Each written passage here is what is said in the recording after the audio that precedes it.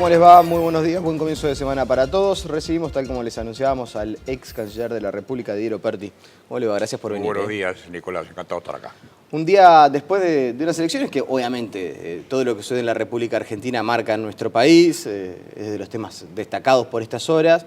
Una victoria de Mauricio Macri quizás un poco más reducida en cuanto a la diferencia de lo que se podía esperar, pero ¿qué lectura hace de lo que sucedió en la República Argentina? Bueno, dice muy bien usted cuando habla de qué lectura, porque habrá espacio para interpretaciones más sustantivas con el correr de las horas, entre otras cosas cuando se sepa cómo estará integrado su gabinete.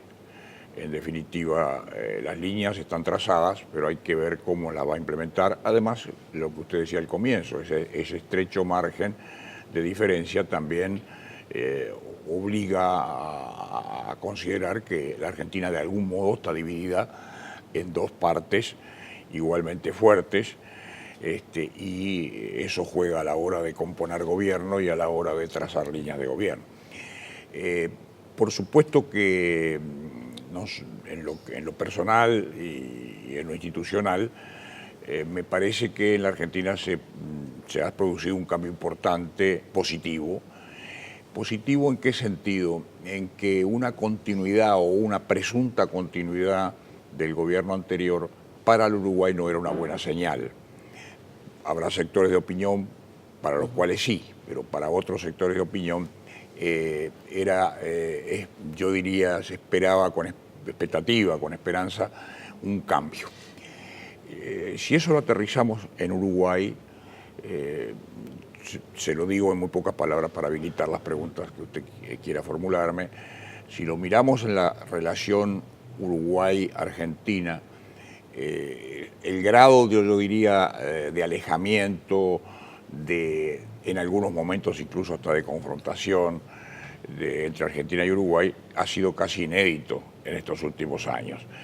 Es razonable esperar que eso no se reitere y que por lo contrario se restablezca una buena y tradicional relación, sobre todo tradicional en lo que hace a esa proximidad y hermandad y comunidad de servicios y de recursos compartidos, que hace que estemos obligados a tener con la Argentina, obligados en el buen sentido, a tener con la Argentina una relación fluida, una relación de cooperación, una relación de comprensión, asumiendo que la Argentina constituye una gran economía, un gran país, y nosotros un país que tiene fuertes lazos de toda naturaleza con ese país. En los hechos, en lo fáctico, ¿cuál es el primer cambio que podemos llegar a esperar en el relacionamiento entre Uruguay y Argentina a raíz de este cambio de signo político en el gobierno? Si yo lo colocara el tema en la proximidad geográfica, yo diría que el primer cambio es un cambio de tono en la relación.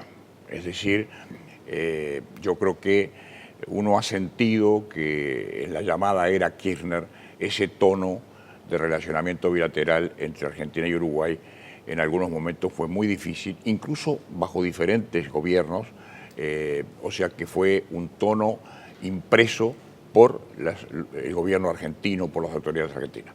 Si lo aterrizo a la zona con la cual podría supuestamente tener una mayor familiaridad, como es la política exterior, yo diría lo siguiente. La Argentina es un país importante en el Mercosur, es un país importante en el diálogo internacional, es un país representativo de la Cuenca del Plata, es un país con el cual naturalmente es mejor contar, tenerlo con uno, que tenerlo en contra. Veamos un poquito con más detenimiento. La región vive, yo diría, diferentes tipos de problemas. Algunos son problemas internos, propios de cada evolución política de cada uno de los estados, y eso es natural, eso no tiene, yo diría, rasgos particulares que nos puedan llamar poderosamente la atención. Pero por otro lado hay un frente externo de negociación y de inserción internacional que está incidido por problemas de distinta índole. Tenemos problemas típicamente comerciales, de acceso a los mercados, de formación de nuevas coaliciones comerciales, como es la Alianza Pacífico y el llamado TPP.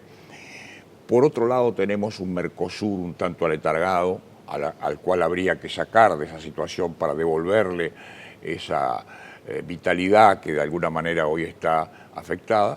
Y por otro lado, tenemos un fenómeno universal que nos afecta a todos, que es el terrorismo.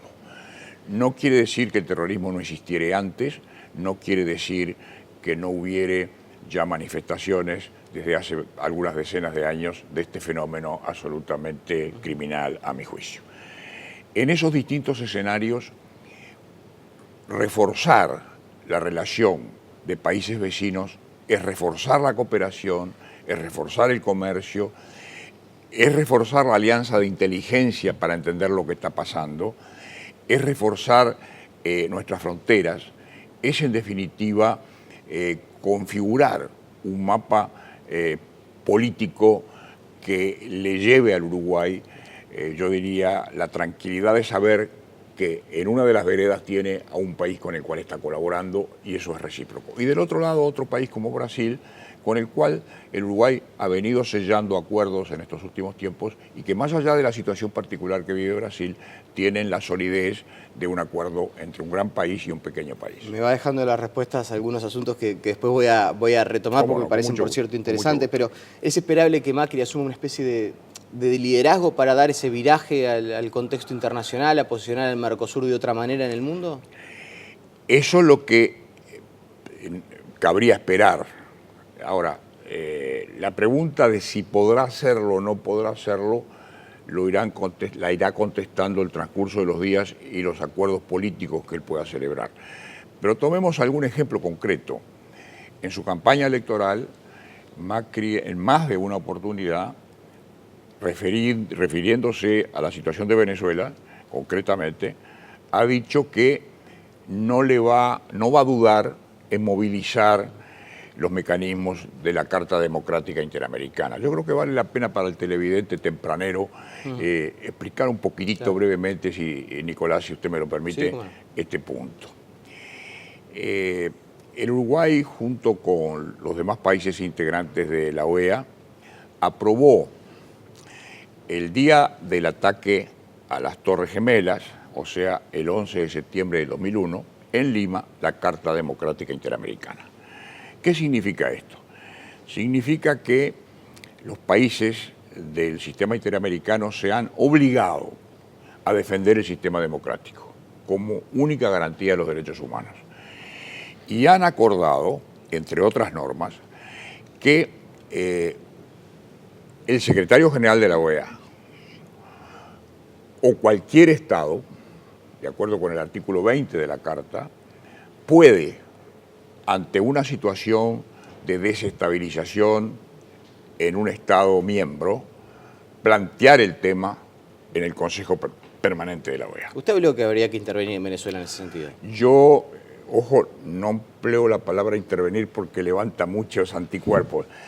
Yo, es decir, naturalmente entiendo lo que usted dice, pero se trata de actuar conforme a mecanismos previstos y por supuesto no se trata en ningún caso de legitimar una intervención unilateral o decidida en base a un elemento extraño a la organización. ¿Y la Carta de Almagro va en ese sentido? ¿La Carta de Almagro va en ese sentido? Evidentemente la Carta de Almagro fija yo diría, un marco en el cual hoy la OEA parece comprometida de alguna manera a apoyar elecciones libres, elecciones transparentes, elecciones garantistas, elecciones en Venezuela que hoy muestran un proceso que no garantiza efectivamente el libre ejercicio del sufragio. Por lo tanto, yo le diría que hay, en este caso, volviendo a Macri, al presidente Macri, presidente electo, hay una concordancia o una mirada común. Ya hay una mirada de la OEA que va en esa dirección de decir no, que haya elecciones en Venezuela, muy bien, pero las elecciones deben garantizar también el derecho de la oposición. Y por otro lado, Macri, que dice que no temblará su voluntad de movilizar los mecanismos de la Carta Democrática, está mostrando una coincidencia de diagnóstico de la situación muy importante. Veamos un poquito con mayor detalle. La Argentina podría, el gobierno argentino podría presentar al Consejo Permanente de la OEA, con sede en Washington, la denuncia o la pretensión, la demanda de que en Venezuela hay una situación de, yo diría, de inseguridad democrática, de falta de garantías del proceso electoral. El Consejo Permanente es un órgano que está integrado por los 34 países miembros y tomaría una decisión por mayoría simple, porque no está previsto ninguna norma que obligue en ese caso a una mayoría especial. Quiere decir que por 18 votos el Consejo Permanente podría decir movilicemos una acción diplomática para garantizar que las elecciones en Venezuela se produzcan normalmente. Si así lo decidiere, ese tema puede llegar a la Asamblea General de la OEA y la Asamblea General de la OEA necesita 2/3 para aprobar sanciones. Y si es un proceso que pasa por distintas etapas, arranca con una etapa diplomática y luego sigue con una etapa eventualmente sancionatoria. Pero no es comprarse un problema para Macri. El arranque del gobierno va a asumir el 10 de diciembre, 4 días después de las elecciones de Venezuela. No lo sé. Puede haber sido simplemente un tema de campaña electoral, pero piense usted lo que puede también suceder si en la elección venezolana se producen resultados que obliguen a revisar de alguna manera cómo se ha llegado a él y cuáles han sido los antecedentes. Ahí evidentemente Macri, si bien va a actuar, como usted dice muy bien, sobre un fait accompli, sobre algo ya sucedido, no es menos cierto también que la comunidad internacional y particularmente la regional estaría poniendo su atención en un país miembro con la mirada de determinar si efectivamente ese pronunciamiento es democrático o no es democrático. ¿Marca el comienzo del fin del populismo en la región, la elección en Argentina?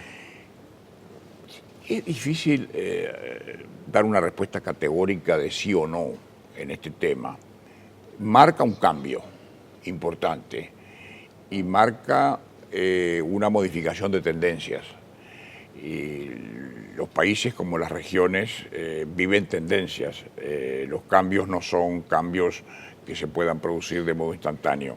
Sin duda, modifica sustancialmente la mirada que pueden tener algunos países de la región entre sí y las alianzas que se pudieran tejer marcan algunas orientaciones diferentes. Lo imagino mucho más a Macri, tratando de cultivar un relacionamiento más profundo con Chile, con Perú, con Colombia, con Uruguay, incluso porque así lo ha expresado en algunos momentos, que bajo una administración que de alguna manera estaría condicionada por los antecedentes que ha tenido la administración de Cristina Fernández. Me quedan 3 minutos, hay 2 preguntas que no quiero Mucho dejar de gusto. hacerle. Si me tuviera que definir en pocas palabras, Sí. ¿qué significó el gobierno kirchnerista para el Uruguay? Algo negativo. 2 palabras. Y si usted quiere una tercera, algo muy negativo. Porque primero no conocía al Uruguay. Luego no vino nunca en visita bilateral de Estado. Cuando vino, no, ninguno de los dos, ni él ni su esposa. Tercero, llegamos a La Haya, a la Corte Internacional de Justicia de La Haya, llegamos por actos, yo diría, de falta de diálogo, de ruptura de una relación de vecindad, como debe haber entre dos países que comparten recursos naturales, como es el río Uruguay. En cuarto lugar, si usted me permite,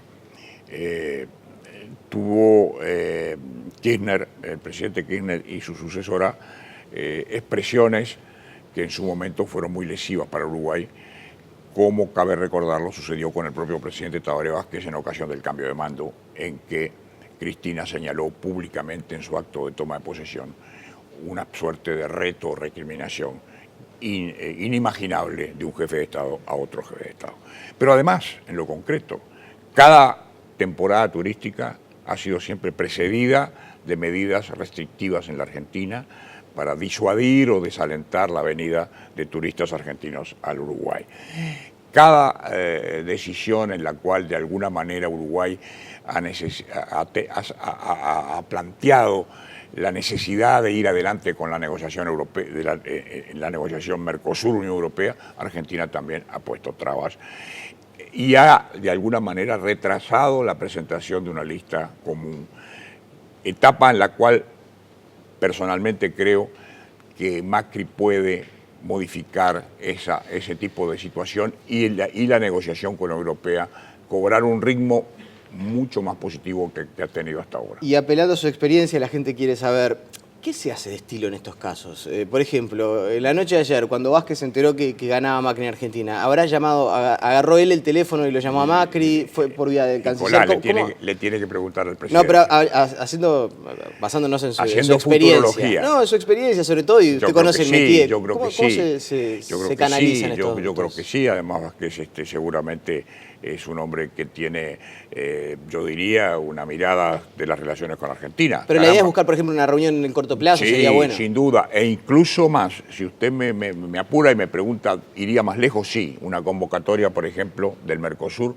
para hacer eso que en los últimos tiempos se viene llamando sinceramiento del Mercosur, para saber en qué estamos, hacia dónde vamos, si queremos mantenerlo y cómo, si queremos revitalizarlo o no, si queremos cerrarlo, clausurarlo o abrirlo con un nuevo impulso. Todos esos son temas de la región en los que indudablemente la presencia del presidente Macri nos garantiza una consideración colectiva del tema. Se dice que el primer viaje de Macri va a ser Chile, Uruguay y Brasil. Bueno, eso está dentro de la lógica regional y de la lógica política. ¿Le llama la atención que Macri ayer no haya mencionado especialmente a la región? En su discurso habla del mundo, de Argentina, el mundo, pero no menciona la región. Pero había hablado en lo previo de mejores relaciones con todos.